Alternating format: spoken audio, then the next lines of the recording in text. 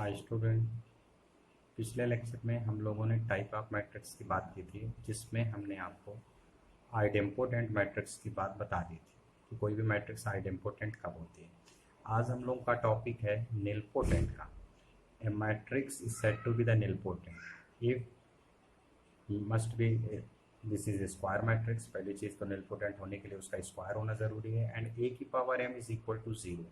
That means जैसे आपको ए square बताया था, तो ए स्क्वायर, ए क्यूब, ए की पावर 4, ए की पावर 5, ऐसा कोई M least positive integer M मिले जिसपे ए की पावर एम करने पे जीरो आंसर आ जाए, ऐसी मैट्रिक्स को हम लोग क्या बोलेंगे? निलपोटेंट मैट्रिक्स बोलेंगे। And that least value of least positive integer M is said to be the nilpotent order of the matrix. ठीक है, यानी निलपोटेंट इंडेक्स।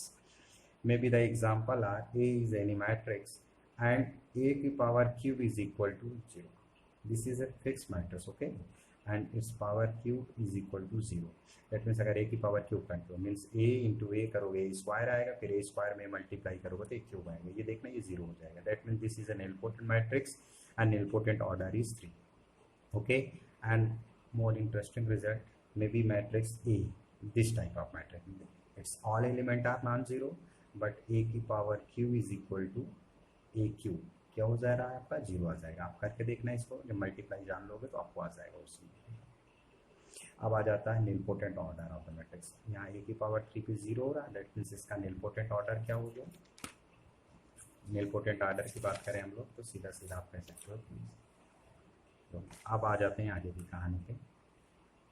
सबसे पहले आ जाते हैं इन्वोलेटरी मैट्रिक्स। देखो वहाँ आइडेम्पोटेंट मैट्रिक्स था, ये है इन्वोलेटरी मैट्रिक्स। ओके, अब ये कैसी मैट्रिक्स होती है? ऐसी कोई भी मैट्रिक्स जिसका ए स्क्वायर करो, मतलब कि उसका स्क्वायर करो और आइडेंटिटी बन जाए, जीरो ना बने, ना तो इटसेल्फ आए तो आइडेम्पोटेंट और जीरो हो जाता तो निलपोटेंट। बट जिसका ए स्क्वायर आइडेंटिटी हो जाए, ऐसी मैट्रिक्स को क्या बोलोगे? इन्वोलेटरी मैट्रिक्स बोलोगे। एक एग्जांपल हम आपको ए दे रहे हैं, इसका स्क्वायर निकालना, देखना है यही आंसर आएगा। इससे पता चल जा रहा है कि ये इन्वोलेटरी मैट्रिक्स है। अब उसके बाद एक कंसेप्ट आता है इक्वल मैट्रिक्स का।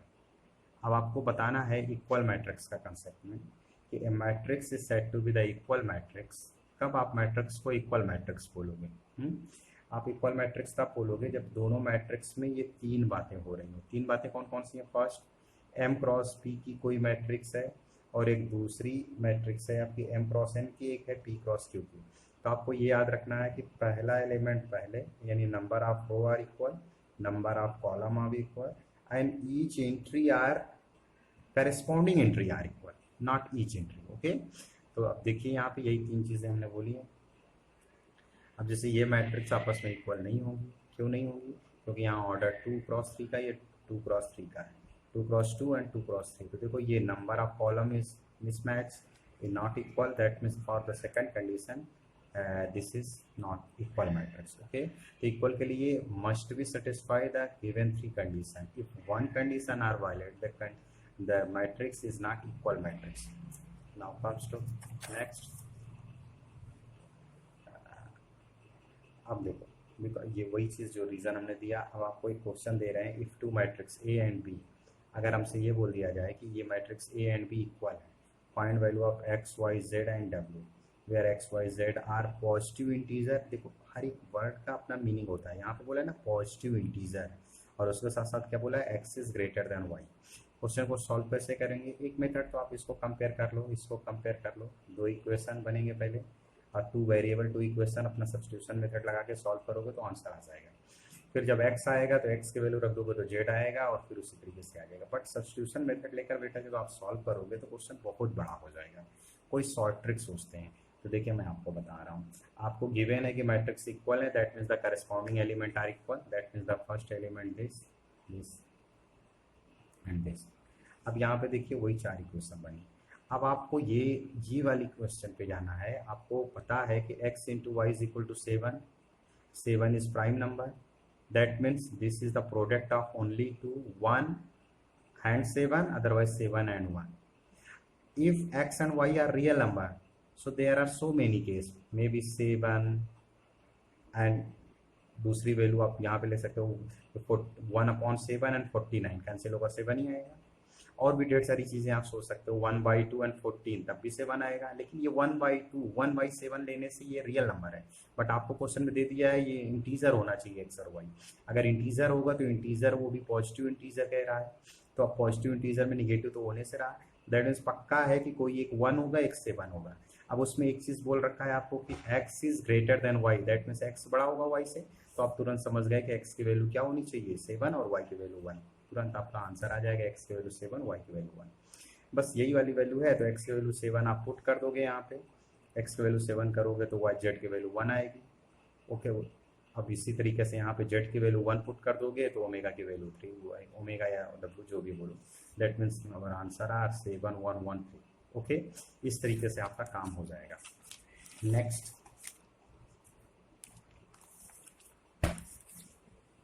नेक्स्ट पे आते हैं। अब देखिए आपसे क्या कह रहा है इसी के क्वेश्चन पे, आपसे कह रहा है if a matrix has 8 element, अगर कोई मैट्रिक्स है जिसमें 8 element, okay, if a matrix have 8 element then how many possible order it can be have, मतलब अगर कोई मैट्रिक्स है जिसमें 8 एलिमेंट है, मे बी आपको पता है matrix is a collection of mn element, तो mn की वैल्यू 8 है, तो आपसे कह रहा है कि how many possible order are possible, ठीक है। तो अब आपको ये भी कह रहा है कि जब एलिमेंट 5 हो तब कितना ऑर्डर होगा। दोनों केस पे हम लोग देख लेते हैं, हमको पता है कि 8 है, तो हम ये देखेंगे कि 8 आंसर कब कब आ सकता है। तो आप देख सकते हो ये वही कहानी लिखा है कि अगर m क्रॉस n के मैट्रिक्स होगी तो mn एलिमेंट रखेगा और उसके पॉसिबल ऑर्डर वही ऑर्डर पेयर बनेंगे। तो आपको सिर्फ एक सीधी लाइन पे ये लैंग्वेज है लिखनी पड़ेगी, आप इसको आराम से पढ़ सकते हो, बट आपको एक चीज़ इसमें सिर्फ याद रखनी है कि मल्टीप्लाई 8 कब कब आएगा, तो 1 और 8 पे आएगा, 2 और 4 पे आएगा, 4 और 2 पे और 8 और 1 पे। तो ऑर्डर लिखने का क्रॉस में लिखा जाता है, तो आप क्रॉस में लिख लो इसको, इस तरीके से बोल दो 1 8 2 2, मतलब मल्टीप्लिकेशन 8 कब आ रहा है।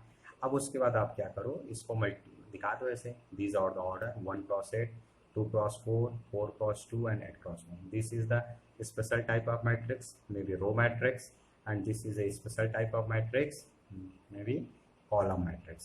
ये आपका रिजल्ट हो जाएगा रो एंड कॉलम मैट्रिक्स की बात कर लेगा। अब इसके बाद आ जाओ आप, अब उसी में एक दूसरी चीज़ जो आपसे बोल रखा है 5, तो आप जानते हो 5 इज ए प्राइम नंबर, अगर 5 प्राइम है तो इसके मल्टीप्लिकेशन में केवल क्या आ सकता है 1 5 और 5 1, okay, that means only 2 order are possible, ठीक। अब यहाँ पे 2 ऑर्डर हो जाएंगे। अब गिव एन एग्जांपल, आपसे कह रहा है क्या ऐसा एग्जांपल है आपके पास कि a row matrix which is also a column matrix, yes 1 cross 1 is a matrix which is row as well as column matrix, आपको बताया हमने। A diagonal matrix which is not scalar, अब देखो डायगोनल क्या होती है, डायगोनल एलिमेंट में आपके जो है नॉन डायगोनल एलिमेंट 0 होने चाहिए, तो नॉन डायगोनल 0 होने के लिए तो आप देख लो यहाँ पे, ये देखो ये डायगोनल मैट्रिक्स है, अगर इसके सारे एंट्रीज सेम कर देते हैं, हम सारे एंट्रीज सेम कर देते तो इसी का एक नाम और हो जाता, बताइए क्या हो जाता है, स्केलर मैट्रिक्स हो जाता है, ओके। बट यहाँ पे ये डायगोनल है, और आपको एक चीज़ हमने और बताई कि अगर कोई स्केलर मैट्रिक्स है तो it may be diagonal, but all diagonal matrix are not scalar, okay. यहाँ पे देखो ये डायगोनल तो है बट स्केलर नहीं है, और आपसे यही एग्जाम्पल भी पूछा है, a diagonal matrix which is not scalar, okay, तो ये बात फॉलो हो रही है। अब इसी तरीके से लास्ट क्वेश्चन क्या है, एक ट्रायंगुलर मैट्रिक्स। अब देखिए यहाँ पे ट्रायंगुलर मैट्रिक्स बेटा आपसे बोला है, ये नहीं बोला है कि upper triangular otherwise lower triangular, तो आपसे अगर ट्रायंगुलर मैट्रिक्स बोला है तो आप अपर ट्रायंगुलर भी बोल सकते हो, लोअर ट्रायंगुलर भी बोल सकते हो।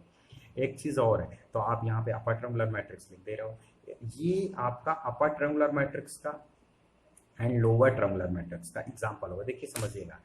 अपर ट्रायंगुलर मैट्रिक्स ये बोलती है कि डायगोनल से लेस देन वाली ये वैल्यू आपकी क्या होनी चाहिए, 0 होनी चाहिए, ये डायगोनल है आपका, तो इससे नीचे की वैल्यू 0 होनी चाहिए, बस।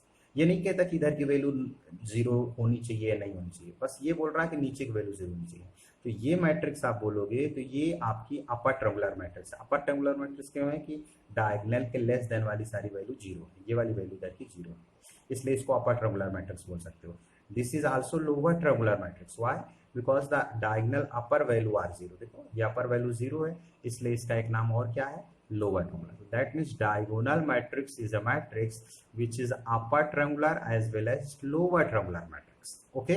तो इस तरीके से आपका upper and lower triangular matrix की बात हमने कर ली। ऐसे कोई भी एग्जाम्पल आता है तो आप बड़े आराम से कर सकते हो, ठीक है। अब नेक्स्ट पे हम लोग आगे की बात करेंगे, तो वहां पे कुछ और क्वेश्चन को लेकर आगे बढ़ेंगे, ओके। Thank you.